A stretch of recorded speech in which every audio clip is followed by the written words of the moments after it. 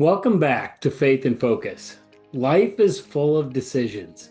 And if you're in real estate, you probably make more decisions before 10 a.m. than most people make all day. You are navigating negotiations, managing client expectations, responding to a shifting market, and trying to make the right call for your business and your family. But here's something important to remember.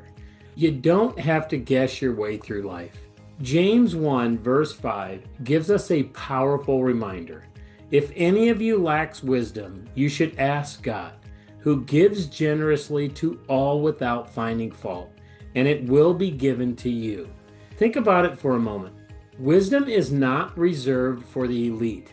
It is not based on how long you have been in business, and it's not based on how smart you are. God simply says, if you need wisdom, ask. It is available, it is abundant, and it is yours. God is not stingy with wisdom. He is not sitting in heaven evaluating your performance before deciding whether you deserve help. Instead, He says something very simple. If you need direction, ask me, and I will give it generously without judgment. But here's the question.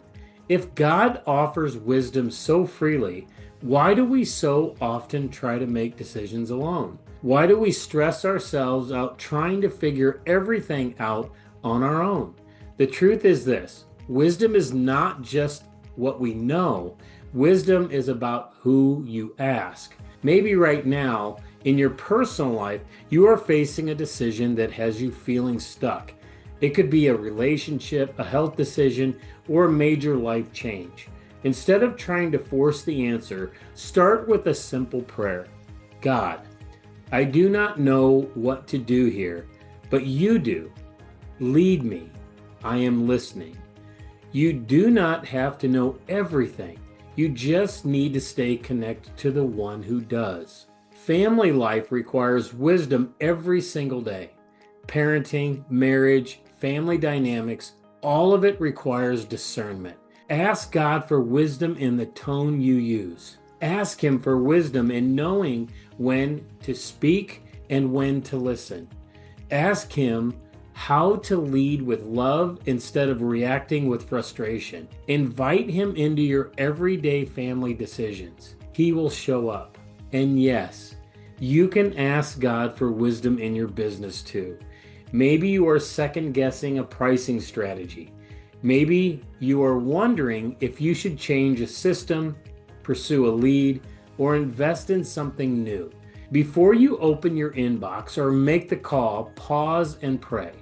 God, give me the wisdom for this conversation. You might be surprised how much clarity comes when you stop relying only on your own experience. Here's this week's Faith and Focus challenge. Start each workday with one simple question. God, what would you have me do today? That small habit can open the door to incredible clarity. Remember this, you do not need all the answers. You just need access to the answer giver. Let me say that again. You just need access to the answer giver. And God promises that when you ask for wisdom, He responds. So take a breath, ask, listen. Wisdom is already on the way.